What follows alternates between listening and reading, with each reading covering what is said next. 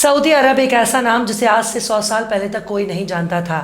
उसे केवल हिजाज के नाम से ही पहचाना जाता था, वो भी सिर्फ इसलिए क्योंकि वहाँ पैगंबरे आज़म की पैदाइश हुई है।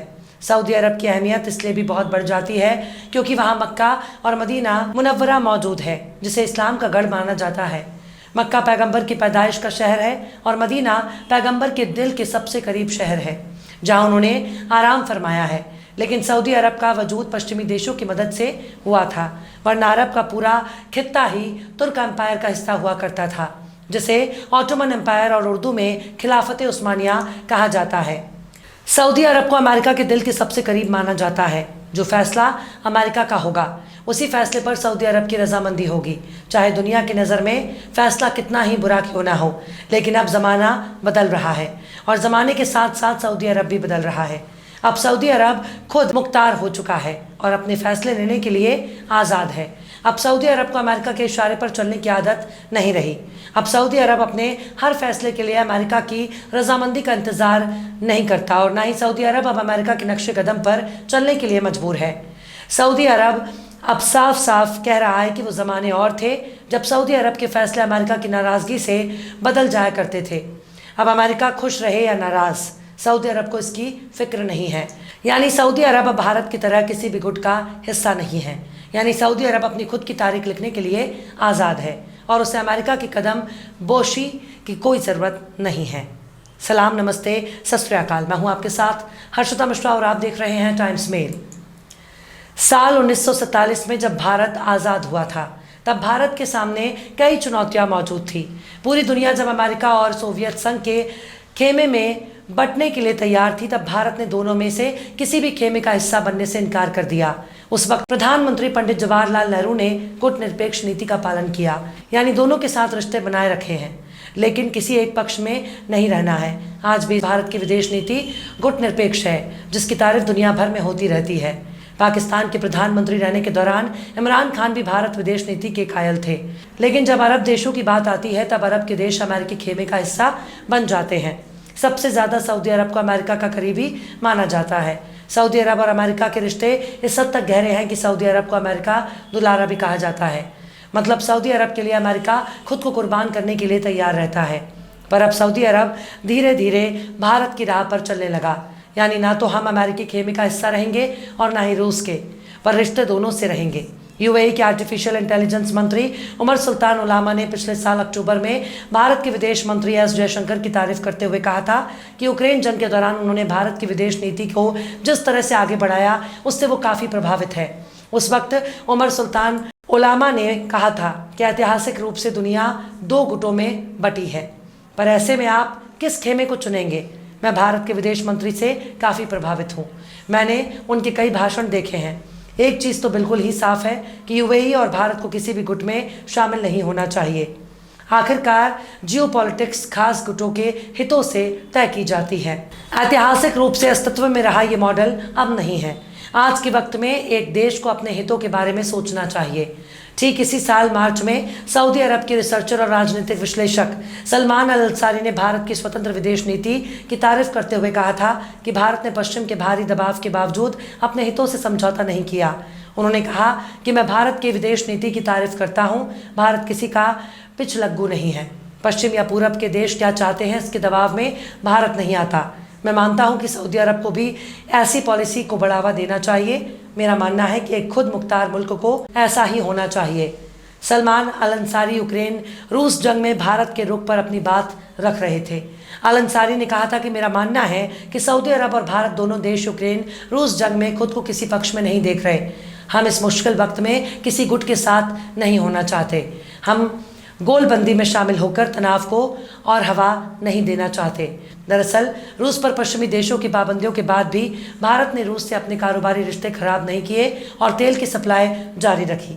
लेकिन जब पश्चिमी देशों ने ऐतराज़ करना शुरू कर दिया तो भारत के विदेश मंत्री एस जयशंकर ने जवाब देते हुए कहा था कि यूरोप अपने हिसाब से रूस से एनर्जी इंपोर्ट को कम कर रहा है। यूरोप में पर कैपिटा इनकम 60,000 यूरो है, तब भी यहाँ की सरकारें अपने नागरिकों के लिए महंगाई को लेकर चिंता करती हैं, जबकि भारत में पर कैपिटा इनकम $2,000 है।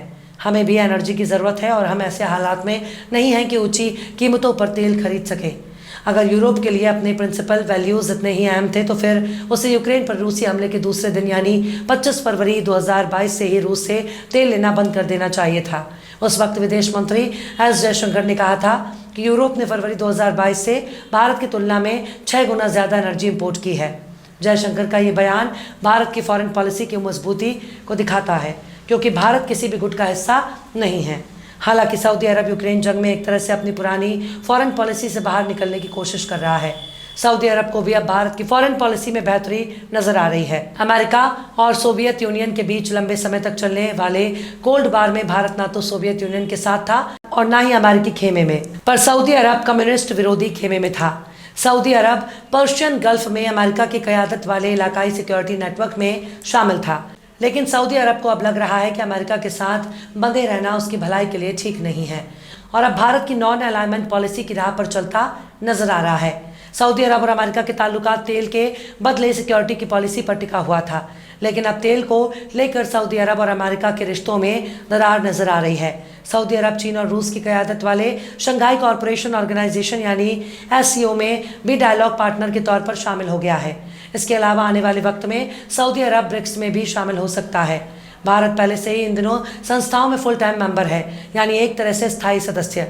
भारत, तुर्की, यूएई और सऊदी अरब को मिडिल पावर वाले देश के तौर पर देखा जाता है। ऐसे में मिडिल पावर वाले ये देशों का अपना अलग ही महत्व हो जाता है। अमेरिका की मंशा है कि भारत, सऊदी अरब, तुर्की और यूएई रूस के खिलाफ प्रतिबंध में शामिल हो, लेकिन सबने इनकार कर दिया। हाल ही में सऊदी अरब ने ऑयल प्रोडक्शन में कटौती का फैसला किया था। सऊदी अरब चाहता है कि तेल की कीमत ऊंची रहे।